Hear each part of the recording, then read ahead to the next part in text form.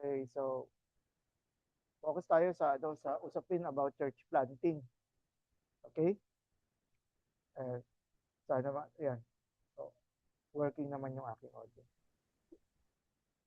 So, ang resource pa rin ito ay sa ating CBAP Ministry Manual, 2005. So, objective of the study, objective is to provide the church planting cycle plan. Okay? For CBAP Vision 2025. Well, of course, tapos na. No? So, we're moving forward so that churches can reach their communities with the gospel and reproduce multiplying churches for God's glory. Ilan sa mga definition ng church planting? Ito po. Church planting, yung basic and core ito. Church planting is a step-by-step process of establishing a strong, multiplying Great Commission church that reproduces itself. Pero ito yung comprehensive na definition. Actually, mahaba ito pero itong first paragraph na lang ang kinuha ko. Church planting is the process of establishing new Christian churches, often initiated by relocating members from existing congregations to create a new community of worship. This practice has deep roots in Christian history, tracing back to the early followers of Jesus who spread his teachings, eventually leading to the establishment of church buildings and communities as Christianity grew across the globe. Okay? So very interesting kasi nga ang desire natin ay ang existing local church natin ay makapanganak, no? Maging kabahagi ng Great Commission. First. Yung how to begin with have at saka yung keywords is have and know. Have a vision of the CBAP vision and mission by reaching their nation, region, city, barangay, or village, and neighborhood for the gospel. Pasensya na kayo tayo. I-correct na tayo pag-graphical.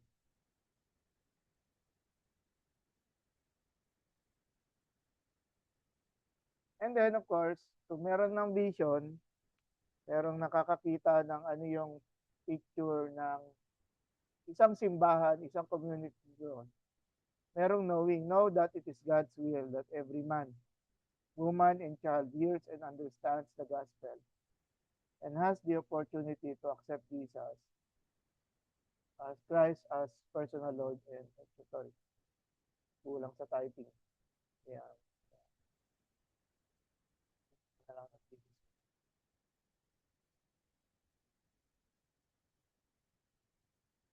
So, again, pag walang vision, di ba?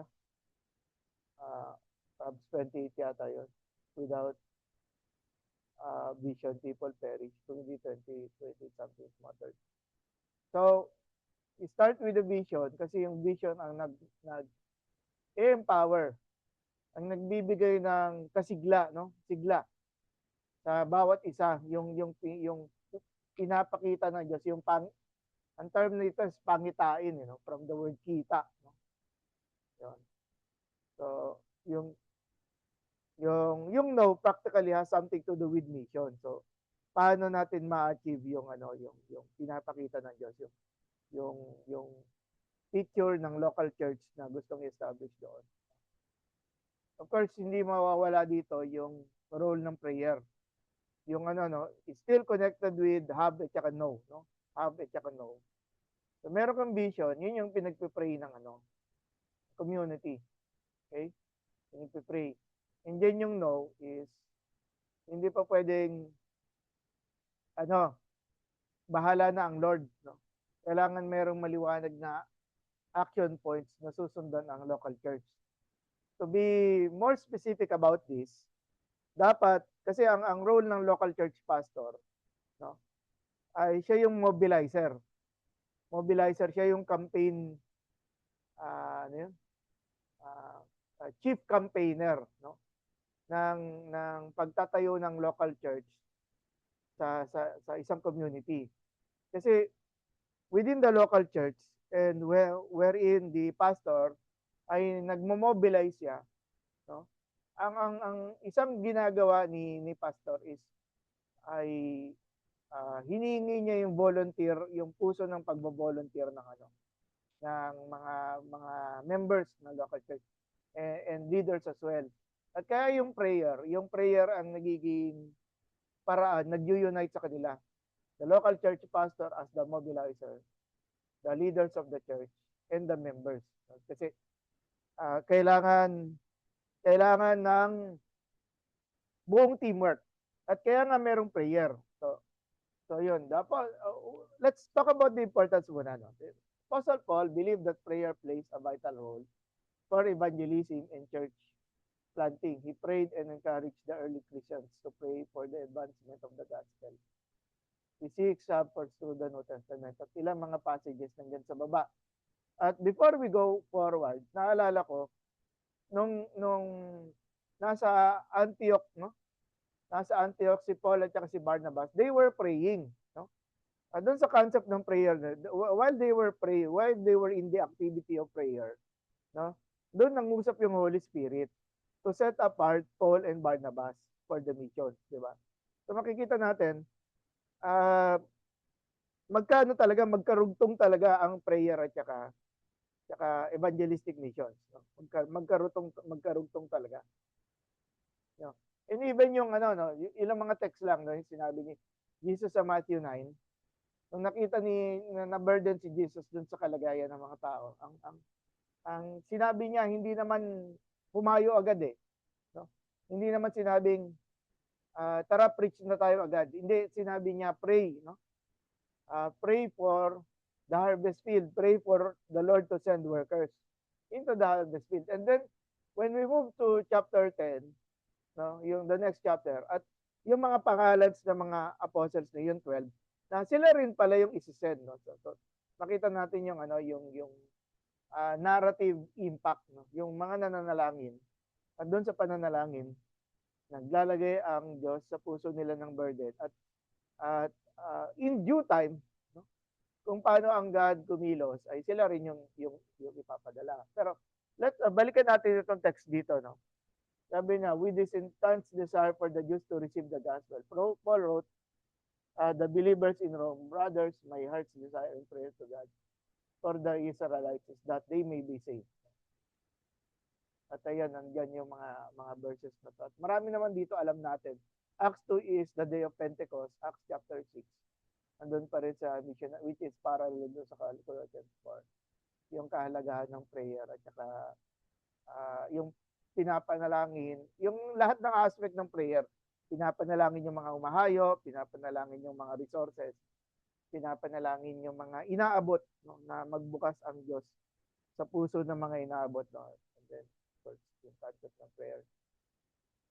Masyado pala maliit yung fonts nito.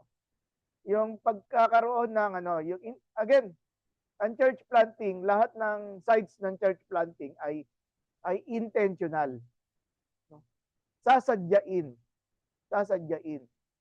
At kaya kailangan yung mga kasama sa team, no? Meron silang concept na ang ginagawa nila ay sinasadya ito para sa pagtatayo ng panibagong iglesia. So prayer movements, yung small group prayer meeting, at binabalik ako nito nung bago ako sa ministry sa Victory Christian Church, no? Ay in addition dun sa sa monthly meeting ng mission, which is first Saturday of the month, ay meron kaming weekly, every week, na small group prayer meeting para lang talaga sa mission. No? Yung particular yun noon sa bahay ng mga Lagdameo family. So doon kami pupunta Thursday ng gabi. May mga kasama kami doon. Pinapanalangin namin. Hindi lang yung local church na aming tinututukan na malapit, which is yun nga yung nabuo yung BCC Anabu. Kung hindi yung yung lahat ng ng mission projects na ginagawa ng church. At kasama na rin, of course, na isasama na rin dito yung yung gawain ng CBAP, which is World Venture. yung gawain ng CBAP as an organization. No? Kung merong mga pinapadalang mga reports galing sa national, or yung si Missionary Flor Panga, no? Si Missionary Flor na nagpunta na umabot sa Noso People ay ano tawag dito? Ang BCCI isa sa mga donor para sa ano niya sa missionary project na dito sa Noso. So doon talaga no ma-outline. Kumbaga nakagear ang isang local ang iglesia lokal para talaga ma-build sa isipan of all generations, matatanda, sabihin natin adults, young adults, at yung young people. So, at even yung mga children, pwede silang isama sa sa involvement by prayer, yung kunyari sa sa Sunday school, pagtuturo ng Sunday school. At ang basis ko nito yung yung nakita ko yung sa Asian Center for Missions yata na video na yung prayer para sa mga bansa. No? Meron silang globe, no? May globe. Tapos yung bata, hahawakan niya yung globe, yayakapin niya. Tapos meron siyang particular na bansa, no? Doon sa globe na pinagpe-pray niya. So iba-ibang mga bata naka-assign sa kanila, iba-ibang iba-ibang bansa, no? At pinagpe-pray kahit bata pa lang, no? Bata pa lang pinagpe-pray niya yung Japan, pinagpe-pray niya yung Saudi Arabia, pinagpe-pray niya yung mga bansa sa Africa, di ba? Angola, yan, yung Ethiopia, etc. So nagkakaroon ng ganong burden even sa South America, di ba? Sa Europe, yan, papadalangin ito. Yung prayer triplets, ano lang to, yung pwede itong gawin, no? Ay bago matapos yung service, no? Bago matapos yung service. Sabi ko nga, intentionally yung ginagawa. So yung prayer points, no? Prayer points na laging yun yung nakapoint kasi hindi naman binabago yung unless yung mga bagong balita. Yung prayer points ng isang local church na tinatayo kasi ipagpalagay natin na ang isang iglesia lokal ay merong isang church planting project. Okay? Isa. Merong times na more than one. Diba? Merong times. Pero kung isa, nandoon, bago matapos pagkatapos ng hearing of the word of God, yung offertory, tapos bago yung prayer and benediction ng pastor, meron muna silang mga grouping, gugrupo sila tatlo, no? Pwedeng nakaupo, pwedeng nakatayo, hawak-hawak yung kamay. So bahala na yung sabihin natin yung postura. Bahala na yung pastor at yung leaders doon sa postura ng pananalangin. At nandoon nakapost sa overhead yung mga prayer items para sa kanila. And then maganda rin yung prayer walking. Yung pinupuntahan talaga yung lugar na kanilang pinapanalangin, no? At pwede yung gawin morning walks ng Saturday, di ba? Kasi nga walang pasok, walang pasok sa nakakasama yung mga kabataan. O kaya bahala kayo, pwedeng biking, pwedeng nakamotor kayo, no? Pinagpe-pray yung lugar. Tapos sabi ko nga kagaya ng ang mas kilala ito sa Jericho Walk no, yung nangyari sa sa time ni Joshua na inikot nila yung lungsod ng Jericho at inangkin nila yung lugar no. Well, basically lahat naman ng bahagi ng mundo ay pag-aari ng Diyos. Pero sabi ko nga intentional with regards dun sa aspect ng prayer nandoon. At sabi ko nga yung mission team bilang syempre sa mission team merong core group, di ba? Yung core group as much as possible nandoon yung core group, no? Nananalangin kasi yun yung nag-unite sa kanila yung nag-unite sa kanila yung common vision ng Lord. At sa ganito, pwede na mag-invite ng ng iba pang mga kasama. At dahil ito ay intentional, maganda na rin na intentional na merong ano, merong pang-breakfast, no? May pang-breakfast dito sa ano, sa team na 'to. Puwede ninyong gawin na meron kayong regular na nagluluto, 'di ba? Ah, by default, we are working as a team, no? Yung nagluluto, eh, doon na siya sa home base, 'di ba? Hinahanda, longganisa, o kaya ano, yung tuyo, 'di ba? At saka itlog, sinangag, no? Yun yung part niya doon sa ano, sa gawain, no? At yung team, sabi ko nga, dahil nga intentional. So, sila yung nandoon sa presence, tapos panalangin. It's up to you kung sasamahan ninyo ng truck distribution. Mag-take kayo ng pictures dun sa lugar, di ba? At maganda rin na nandun yung ano, nandun yung mga groupie, no? Kasi right now, pinapahalagahan natin ito kasi kung ano, loloobin ng Lord, at usually naman pag may vision, niloloob ng Lord, pag nabubuo yung local church, so meron kayong nababalikan na mga pictures na kung saan itong time na to nagpa-prayer walk, at malaking encouragement yon para sa buong team. At yun din, pwede nyo rin yun, ano, sabi ko nga yung sa prayer triplet doon sa local church, pwede nyo pinopost, no? Pinopost yung ano, yung prayer walks, yung mga important landmarks, di ba? Yung pinapanalangin ninyo, nandoon yung barangay hall, nandoon yung mga kasi isa nga pa pala, no, sa when we talk about church planting, automatically we are partnering with ang tawag dito, man of peace, no? Pwede rin woman of peace. Yung mga man of peace na to, pwedeng ito yung barangay kapitan, ito yung HOA president, no? HOA president. At dahil sabi ko nga, this is intentional, nakikilala tayo ng mga security guard, no? Kasi magtatanong sila na ano, at saka of course nandoon yung ano, yung mga tanod, yung mga kunyari yung lagi ninyong merong lugar na lagi niyo nabibila ng pagkain, di ba? Yung nasisilungan ninyo. So sa lahat ng ito, we are building friends, no? We are making friends through our ano, yung concept natin ng church planting. At biglang pumasok sa mind ko, magpasalamat tayo sa Diyos kasi ang Pilipinas is an open country para sa meron tayong freedom of religion at freedom of expression na nakakatulong pareho with regards dun sa prayer walk. Eh, na-miss ko itong ano to. Bakit nga bala tayo dapat mag-plant ng church? Bakit tayo dapat mag-plant ng church? Medyo napahaba yung time ko sa prayer. Church planting is the most effective evangelism tool anywhere. Tapos, many tools exist to assist you in planting a church.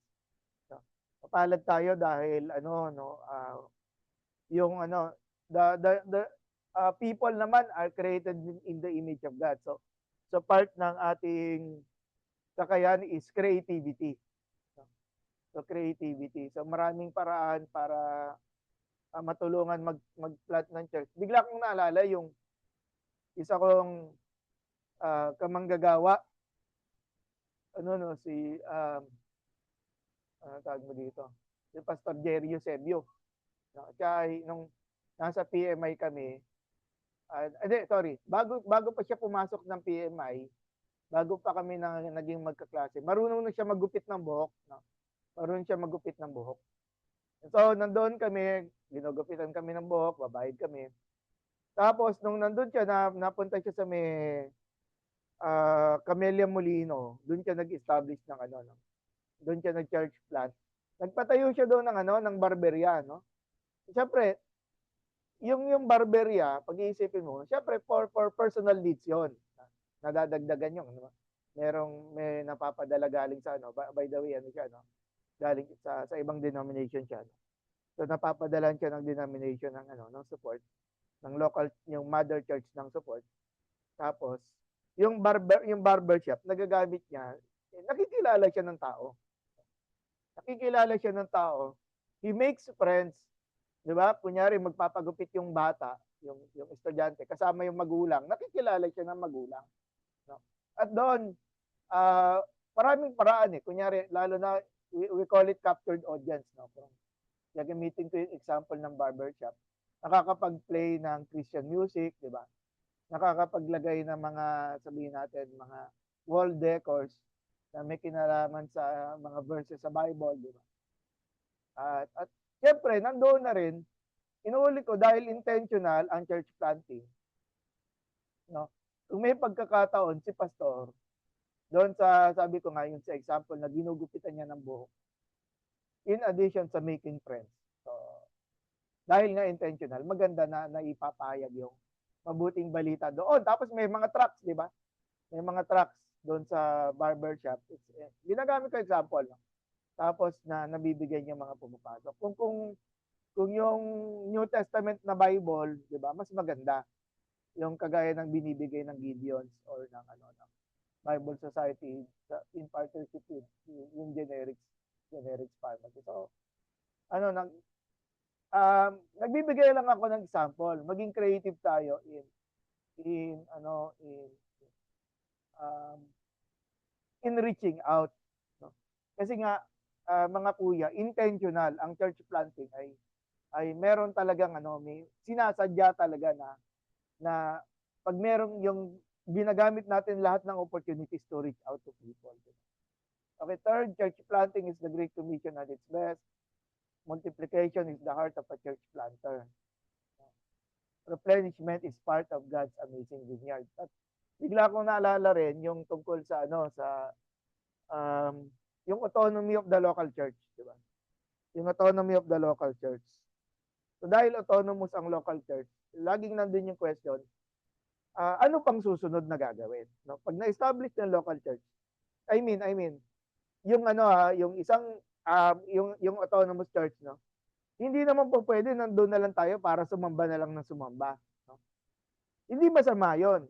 Ang pagsamba ay kailangan, pero kailangan dinadala rin natin yung pagsamba sa ibang lugar, 'di ba? Kasi ang local church ay ang challenge dito generations, no? Hindi lang yung generation natin, kung hindi pati yung next generation. Na dapat yung next generation, pinaghahandaan natin sila na sila ay merong magki-care sa kanila, merong pastor na magki-care sa kanila, merong local church na ituturing nila sa kanila, di ba? So yun, replenishment is part of God's amazing vineyard. That which is watered ultimately becomes a source for future planting. Ayan.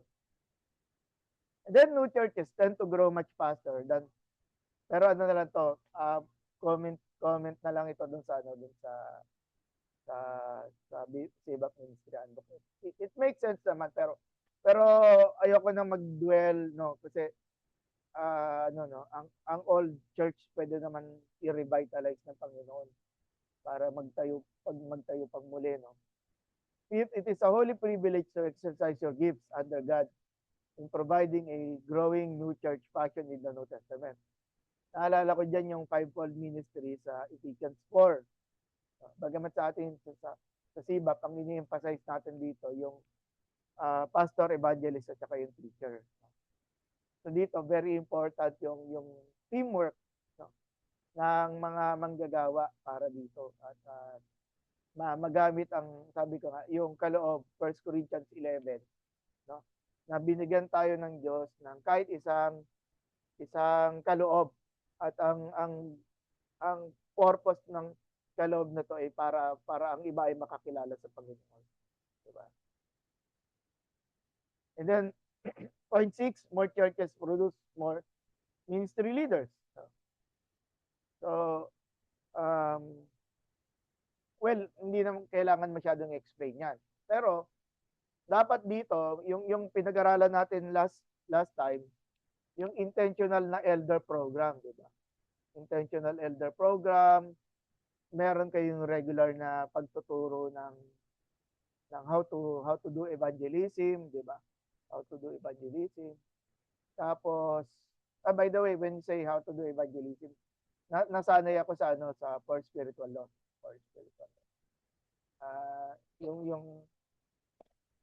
Yung last question din ng ng EE, di ba? Evangelism explosion. Yung two diagnostic questions. Pag sakaling, di ba, yung naharap ng kamatayan, alam mo ba kung saan ka pupunta, tapos alam mo ba kung paano maayos yung relationship with Jesus, di ba? So, nandito mga kasagutan mo yan. Of course, no, why plant churches? Because lost people matter to God. Si Jesus Christ ay namatay para sa kanila. Pag titignan mo ito, this is in the field of practical theology. Pero punong-puno siya ng theological, di ba? Theological uh, viewpoints, no? Gaya niyan, yung need to reach out, di ba? And then you can give life to the vision God gave to the Siba family. Okay. Tapos your family's faith will grow, no? When we plant churches at ako I thank God, no? Naging first sabihin natin beneficiary ako ng yung pagtaas ng pananampalataya kasi mula sa kawalan, no? At mula sa sabihin natin isang community at karamihan doon kasi minsan naman may mga believer na dahil sa concept ng migration nakakuha ng bahay doon sa isang subdivision, pero in doing so yung hindi nakakakilala kay Jesus ay makakakilala sa kanya. That's really the impact, no? Yung yung saving work of the Holy Spirit, di ba? So nag-i-increase yung pananampalataya, and when we do it, meron tayong regular reporting ng ano yung ginagawa ng Diyos, no? Pwede yun kunyari sa kalahating taon pa lang sa ministry, merong reporting ano yung ginagawa ng Diyos. Pagbabalita, pinapaalam ninyo. Kasi sabi ko nga, the local church pastor is the mobilizer. Siya yung cheerleader para dito sa sa gawain ito. At in doing so, nakakapanalangin, tumataas din yung pananampalataya ng mga kapatiran, no? At bigla ko naalala na pwedeng dito kunyari hindi naman regularly every month. Pero kung kaya na maging every once a month, di mas maganda. Yan tinatawag natin na na youth exposure, di ba? At bakit natin 'to binabanggit? Kasi very rare na nakakita ako na sa isang church planting ang mga kabataan ng kumikilos, very rare. Hindi ko sinasabing wala. Pero ang nakasanayan ko ang mga senior citizen, di ba? Senior citizen, mga adults na. At nagkakaroon ng konting disconnect sa kabataan. Bakit? Kasi nga ang laging mga humahayo yung mga adults. So pwede niyo gawin, hindi man ito monthly, pero kung kaya ng monthly yan, with the agreement dun sa mga kabataan, no? Na kasi 'di ba wala naman silang karamihan sa kanila, wala namang pasok pag Saturday. O di yon, yung L300 ninyo, yung van o yung urban ninyo nagagamit nyo pupunta sa isang lugar, di ba? Tapos nakikita ng kabataan at doon, not necessarily sila ay pwede rin naman na magturo sila doon ng children's ministry. Pero sabi ko nga yung malaking part nun yung availability at saka commitment. So, ang mahalaga nakikita ng buong church as a family, no? Lahat ng generation, yun yung ginagawa ng Diyos dun sa local church. Lalo na kung nakakapag-establish na ng sabihin natin ng yung process na dun sa assimilation, yung nag-gather nyo na together yung mga yung mga iba-ibang mga Bible study. Pero we will get to that. And then church planting is a relational and enables you to make new friends for Christ. So yung yung positive na impact sa kanila, no? At for example, yung ginagawa ng community Christian ministry tuwing Sabado kasi merong church planting na ginagawa sa night. Ay yung libreng almusal, okay? Libreng almusal. So automatic yun yung nagiging means to reach out to the community. Tawa naman na Diyos, maganda naman yung response sa libreng almusal. Of course, there will be from the term itself yung effort, no? Yung effort ng mga nagluluto, effort ng marketing, effort ng sabihin natin kung ano yung ihahanda, no, na hindi naman pare-pareho. Kung kaya naman, pero ang mahalaga doon ay nararamdaman tayo. Sa ganung paraan, we make friends, tapos usually naman Sabi ko usually. Ibig sabihin, mataas na porsyento na ang tao pag sinabing, pwede ba kitang ipanalangin? No? Ano naman, nagre-respond naman sila positively. Marami naman nagsasabi na gusto nila tumanggap sa ng panalangin. No? Panalangin. Paano. And then you will have more people praying. Pero nasabi ko na to. So church planting strategy. Siguro ito yung isa sa hinihintay ninyo, yung pinakamahalagang, yung prayer mahalaga rin naman. Pero yung kung paano natin yung sinasabing yung no, 'di ba? Yung kanina kasi yung ano, 'di ba? Yung pagkakaroon ng vision, tapos ito naman yung knowing how to do it, 'di ba? So planting a strong multiplying church transpires in a step-by-step procedure. At ang ginamit niyang acronym dito, yung plan, PLAN. Makikita natin yung ano. Every church goes through a cycle of her own. The manual will guide you on how to plant a Great Commission reproducing church. So, ito yung ano no, yung breakdown ng plant, PLANT, how to plant a healthy church. No? So magsisimula muna, prepare kasi 'di ba naalala ko nga pala yung ano no, yung kaya nga yung plant, yung pagtatanim, iniisip natin yung ano, yung lupa, no? Hinahanda yung lupa. Gusto natin na pag nag-sow tayo ng binhi, ay mapupunta yun sa matabang lupa, no? Yung ating binhi. So malaking part dito yung preparation. So of course, we will look into that, yung paano ba natin na prepare yung minds ng yung mga hahayo dito sa local church. Local church, of course, the local church pastor needs to prepare himself, no? At tingnan pa natin yung mga process na to. Launch, assimilate, nurture, at saka transform. So yung prepare, no? Act 16, magaganyan. At ang time plan nito, nakita naman natin kanina, 0 to 6 months. At ayun na nga, merong vision, at yung vision, pinapaliwanag, siguro pwede na itong ano, hindi ko pa nga lang natatry. Oh, salamat. Hindi ko pa nga lang natatry, pero pwede sigurong i-generate ito sa AI, no? I-generate, no? Yung ano yon, yung nakikita ng pastor, ilalagay doon. Pero hindi ko pa natatry. Ngayon lang pumasok sa mind ko, no? Yung concept ng vision, para yung vision ay ano, kasi usually yung pastor nakakita ng vision at ina-articulate niya. Pero pwede nga naman ilagay. Pero itry nyo. Ako, mamaya itatry ko siguro. So prepare and then yung concept ng vision and then choose target people group. Sino ba yung ano? Sino ba yung balak ninyong abutin? At syempre kailangan na realistic, no? Realistic yung ano nyo, yung pag-abot ninyo, yung people group na aabutin niyo. For example, isang subdivision, di ba? Isang subdivision. However, when you say isang subdivision, part na rin ng challenges is you're going to think, ito bang church na ipaplant natin ay yung nasa subdivision lang yung aabutin. Hindi po masama yun. Basta ang kailangan doon, nakapasok yun sa vision. Nakapasok sa vision. Kasi may mga subdivisions na malaki ang population. To the point na hindi kaya ng isang local church to handle yung buong subdivision. Kaya parang yung naalala ko noon sa Golden Horizon, dito sa Sogo Perez sa 13, no? Nung nagpupunta na kami doon sa assimilation stage, meron ding ibang mga local churches, no, galing sa ibang grupo na nagtayo din doon sa loob ng Golden Horizon. Sabi ko nga dahil sa laki ng population na meron sila. Okay, ito, choose target people group. Ito kailangan specific, no?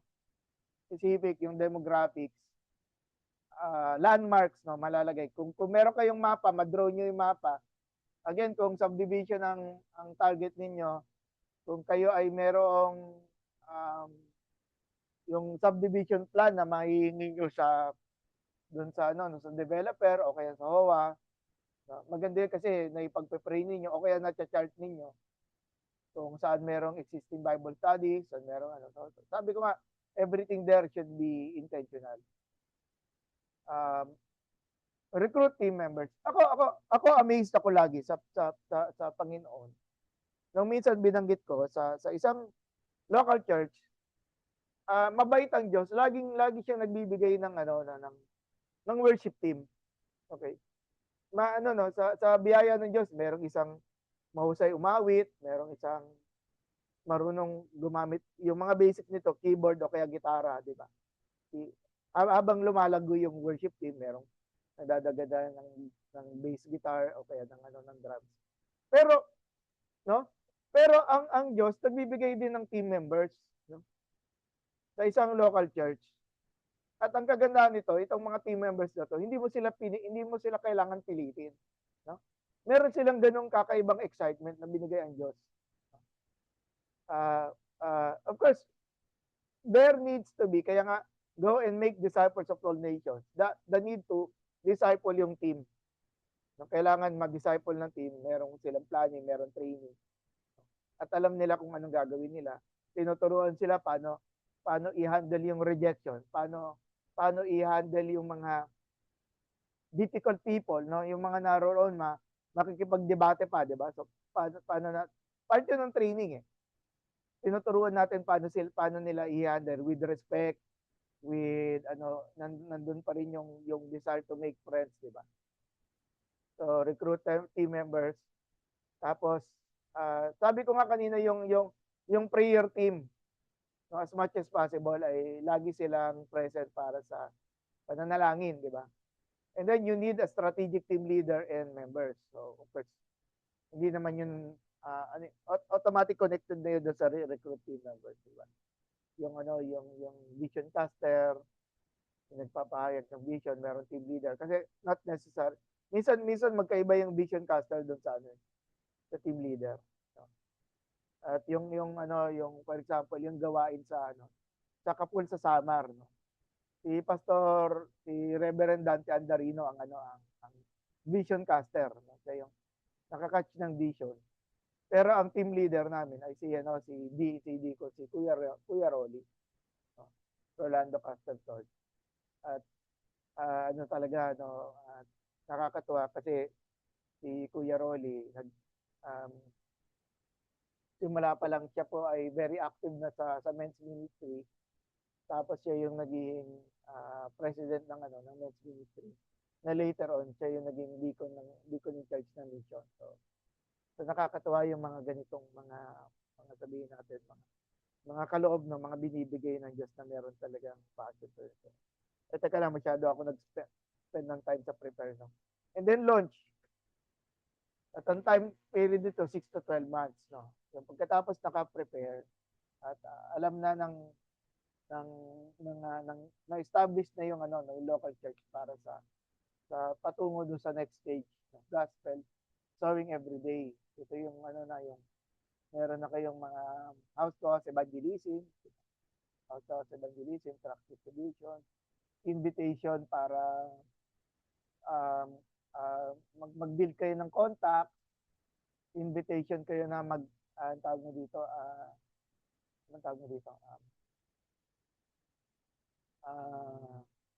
yung tina-chart ninyo yung lugar, kunyari sa loob sa isang subdivision, merong 100 na bahay, no? Tina-chart nyo yon, yung meron kayong parang progress report. At of course, ang binabalikan natin dito, binabalikan natin yung principles ng salita ng Diyos. Monday to share our faith. Come, follow me and I will make you fishers of men. Yung invitation na ginawa ni Jesus para dun sa unang 4 na mga alagad. And then there is Acts 1:8, no, yung witnesses, no, you will be my witnesses. Of course, yung Great Commission ng Matthew 28:19-20. So there are yung different methods ng paano natin napapakilala si Jesus, di ba? Kagaya niyan, brief illustration, di ba? And then there's the Roman road, o kaya yung one verse evangelism, di ba? Tapos yung Evangelium, Yung meron akong Evangelium noon pero pag nagkakaroon no, laging napapamigay sa kanila. And then yung for spiritual laws, ito lang Bernardo's chart, hindi ko alam to, sorry. Hindi ko alam yung Bernardo's chart. And then yung ang sagot ng Bible League ito Bible League. Hindi ko lang alam kung wala ako masyado ng balita tungkol sa Bible League kasi yung ang sagot binibigyan sila ng kopya ng ang tawag mo rin, pipila pa nila tapos meron pa silang sasagutan nila. And then binibigyan sila ng Bible, ng New Testament Bible. Pero yung mas matagal nito, yung mas mahabang sinasagutan yung Book of James, pagkatapos noon binibigyan na sila ng Bible na may Old and New. However, sabi ko nga, wala akong masyadong balita sa Bible League. And then, nandyan din yung evangelism explosion, nag-gather, tinatrain ng mga principles na sabihin natin, paano rin sumagot ng rejection. And then, of course, your own style. So, launch, follow-up, tsaka visitation. Sabi ko nga, kung meron kayong, kunyari, mapa ng subdivision, na nag-chart nyo yun, nandoon, and then pag habang lumalago, saan doon mayroong mga open sa Bible study, di ba? Tapos yung mga nabahagi na ninyo na lalo na kunyari kabataan. No? Kung ang kabataan, mas maganda, kabataan din ng ang dadalaw, di ba? Hindi yung dadalaw sa bata, kabataan, senior citizen. So, siyempre, binabagay natin. Again, ang issue natin dito ay generational. So, adult sa kapwa-adult, tapos yung mga young pro, para na rin sa mga kabataan, para mas malapit yung concept. Follow-up visitation at pag nandoon na, ay nakakabuo na unti-unti ng cell group, prayer group, o kaya nag-gather nyo yung mga sabihin natin. Magkakapareho sila ng uri na pamumuhay, di ba? And then, yung mas malaki nito, house churches. Family, no, yung si tatay, si nanay, mga anak, tapos yung mga relatives, no? O kaya yung kapitbahay, yon. So, nagsisimula sa house churches. Naalala ko yung term na ginagamit ng day by day ministries. Yung sambahay, no? Sambahay. Na bahay tapos nagagamit para sumamba. So, sambahay. Ha? So, ang term nila doon, ilang sambahay ang meron doon sa isang district, sa isang region. Churches. And then, of course, natuturuan sila ng practical Christian living, prayer, reading of the word, regular na visitation sa ito. Assimilate. No, yung mga different na Bible study groups ay ginagather nila together. So, ito yung parang mas mataas na level. At kunyari sa isang subdivision, for yung kwento ni Pastor Norman, Reverend Norman Cawilan, dito sa subdivision sa Istana, ay kumuha ang JCBC, no? Ang Ulugan, Conservative Baptist Church, ng isang unit. At doon nila, kung hindi kumuha, umupa sila. No? At doon ginagawa yung assimilation, ginagather sila. No? At yun, 12 to 24 months. So mind groups for fellowship, so nakakabuo na sila dito na identity. Pwede na dito yung maghanda ng roster at napag-uusapan na dito yung mga baptismal classes, di ba? Baptismal classes, nakagather kayo. Lalo na yung mga magsimula muna kayo doon sa mga pinakamasigasig, di ba? Yung mga pwede maging leader ng isang local church, yung nakikita nyo na mayroong ganong capacity. At yun nga, instill intentional discipleship. Sinasabi sa kanila, pinapadaan sa Bible study group, o kaya doon sa sinasabi nating big group, no? Ay kung sabi ko nga kanina, intentional ang church planting. Intentional din yung discipleship. Talaga, gumagawa kayo ng mga campaigns in order to talk about it, na preach ninyo sa inyong mga lessons, yung kahalagahan ng discipleship, na pag-uusapan ninyo sa mga prayer meetings ninyo, na di-discuss ninyo sa mga Sunday school groups. No? And even yung mga fellowship na ipapasok yung concept ng ng intentional discipleship.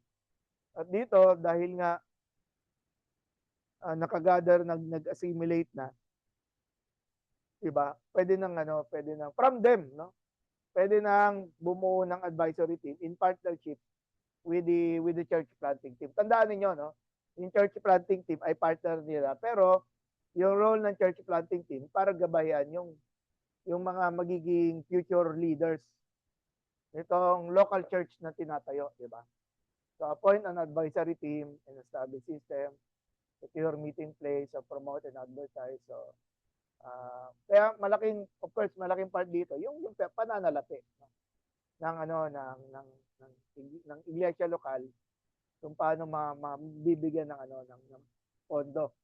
Ang pwede ninyong gawin yung um, mission pledge, no? Naalala ko sa BCC, merong mission pledge. At ito mission pledge, part ito ng campaigning, no? So nandun yung again yung pledge ay voluntarily. At usually ginagawa ito annual na pwedeng i-renew, no? I-renew yung commitment para do sa pledge. At doon sa pledge, merong nakalagay na kung magkano yung ito pledge. Para nga ang disenyo na to ay para sa church pa. So yung inyong treasurer, no? So lahat ng pupunta sa mission pledge, para doon lang talaga yon, no? Hindi yun pwedeng galawin ng other purposes, no?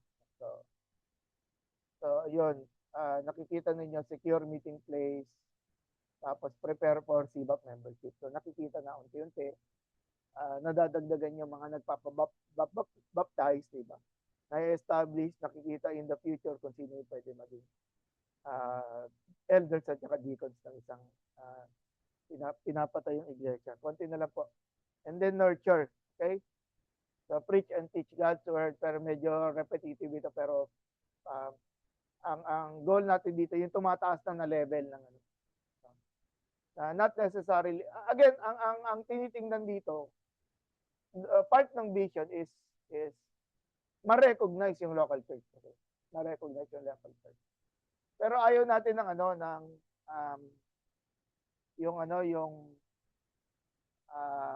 pilit sa pinilit sa sa panahon, 'di ba? Yung hindi pa niya time pero napipilit, 'di ba? So preach and teach God's word, and then cultivate yung spirituality na i-strengthen yung lahat, yung local church pastor, yung church planting team, 'di ba? Tapos yung mga namamahala doon sa yung mga pinoconsider doon sa gawain, 'di ba? Cultivate spirituality, train and multiply workers. Okay? So from them, sabi ko nga, ano yung mga important components ng di ba, yung worship.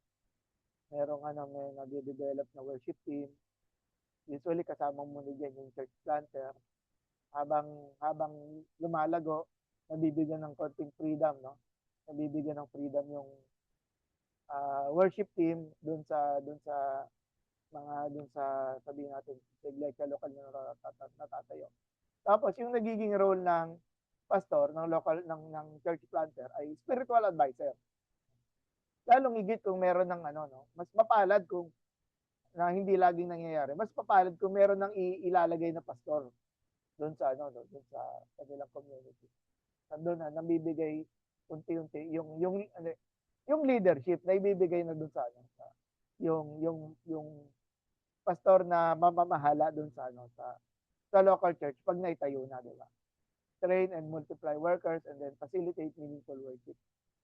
And then extend church ministries. Of course, yung focus, prayer, reading of the Word of God, fellowshipping. At ititingnan natin dito yung strengths, di ba? Yun. Extend church ministry. Strengths, mag-invest kayo doon sa mga strengths.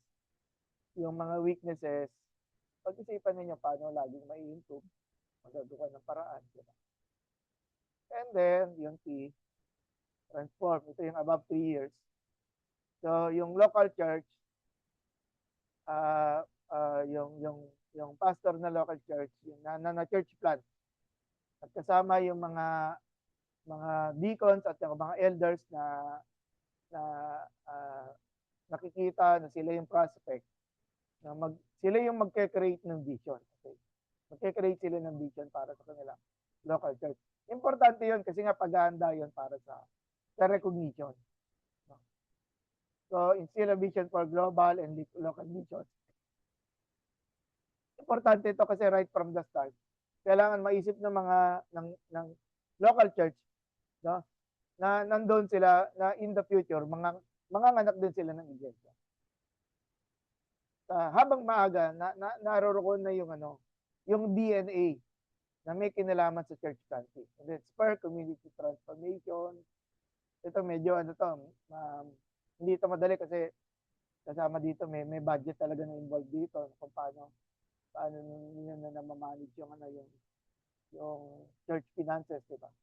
Create livelihood programs and then evaluate and learn new things. So, kailangan lagi merong evaluation sa ginagawa sa church planting. No, dito sa mga steps na ito, di ba? At ang sa gayon, sabi ko nga, laging nababalitaan yung mother church. Nababalitaan yung mother church tungkol sa progress nito at gumagawa ng hakbang usually yung gumagawa ng hakbang para nagmi-meet together yung mga members ng mother church at saka sa daughter church. Usually nagagawa yan pag meron church anniversaries. No? Sila yung sa daughter church na i-invite na dumalo din sa mother church para nakikita nila yung bigger family na meron sila. No? O kaya naman pag anniversary naman ng local church, okay, meron isang malaking gawain, yung Christmas o kaya nagkakaroon ng Siete Palabras, di ba? Yung merong mga dumadalaw from the mother church. So napakahalaga ng espiritu ng pagiging pamilya. Yung at doon na lagi nandoon yung part 2 to encourage yung new generation, lalo na doon sa na-establish na local church. Finally, ito yung again, makikita nyo ito dun sa sa CBAP manual. No, ito yung picture na again for the sake of doing providing a summary, di ba? Yung P is to prepare, tapos nandiyan po yung mga components. L to launch. And then afterwards, A is to assimilate. And then N, you nurture, and then T is to transform. At once na-transform na siya, by the grace of God, yung local church na yun naman ang magtatayo ng iglesia under the vision and direction of God. So, we will end, how should pastors prepare themselves for church planting? At kung kayo ay involved na sa church planting, ay review na lang ito para sa inyo. Well, of course, receive and clarify God's vision for the church plant before proceeding. Ano ba yung saan, at yung ipinapakita ng Diyos.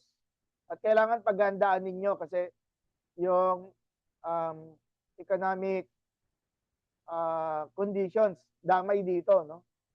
Economic conditions ng yung vision na i-church plant ninyo. And then build the trained and qualified planting team, emphasizing calling, competency, chemistry, and character. Diba? And then once na nandoon, you strengthen personal spiritual life and godly character. Diba? Both doon sa mga umabot, sa mga umahayo, at sa kanilang inaabot. And then develop practical strategies and resources. Okay.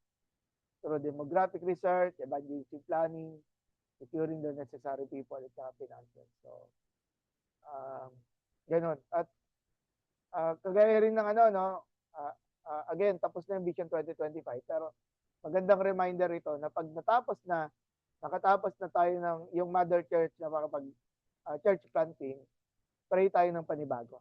Pray tayo ng panibagong lugar na kung saan. At kung pwede nga dito ay yung local church na pinlant ninyo, yung bagong local church, pwede yon na immobilize din sila. Na ang ibig sabihin, yung mother church, tinutulungan ng local church na daughter church na makapagtayo din ng kanilang sariling iglesia lokal. So tinutulungan ng ng Mother Church, no? By personnel, ay finances din, di ba? Finances uh, uh, habang kaya ng finances ng Mother Church. And of course, yung regular prayer, visitation, yung mga deacons ng Mother Church, kinukumusta yung leadership ng daughter church. Again, to mobilize them. Pero of course, nandun din yung kahalagaan ng autonomy na nandoon, dinadalaw sila pero kinikilala yung autonomy ng local church na nararamdaman ng local church talaga na sila ay independent na. Sila na yung gumagawa ng mga decision. Okay. Again, napakagandang pag-uusapan ang church planting. So I thank God dahil sa pamamagitan ng lessons na ito.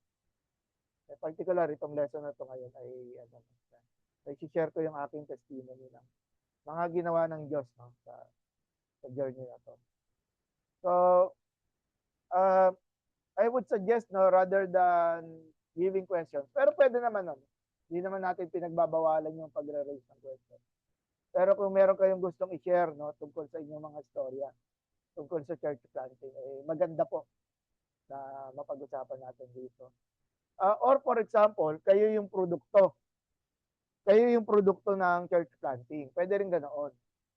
Na merong mga umayo sa inyong lugar, isa ka dun sa mga nag-respond, no? At dahil doon ikaw yung nakita mo kung paano na nabuo ang iglesia lokal hanggang sa ito ay magkaroon ng mga leader. So open po tayo mga kapatid, kuya sa ating conversation na may kinalaman sa church planting. Para po lahat tayo ay na-encourage. Sige po.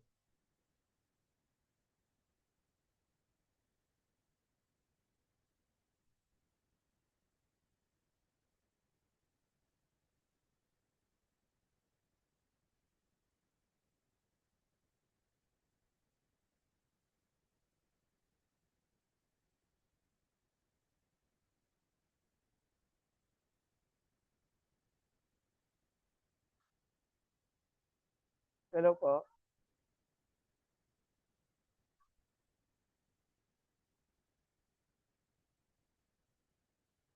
Nag-iisip ako pero parang napagod na kasi ako.